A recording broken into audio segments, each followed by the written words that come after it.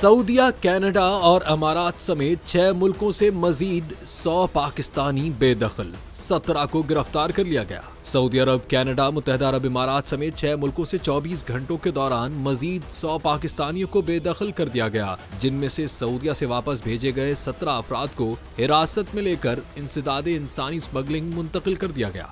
Immigration जराये के मुताबिक गुज़िश्ता 24 घंटों के दौरान सऊदी अरब में 4 ब्लैक लिस्ट, 13 भिखारियों, पासपोर्ट में कवायद की तब्दीली और जायदुल मियाद क़याम पर 5, मुआहदे की खिलाफ वर्जी पर 16, काम से मफरूर पर 23, कफील के बगैर काम करने पर 13, जायदुल मियाद क़याम पर 3 पाकिस्तानियों को वापस भेज दिया गया। ओमान, सोमालीलैंड और अमारात में ब्लैक लिस्ट पर 4 पाकिस्तानियों को डिपोर्ट किया गया।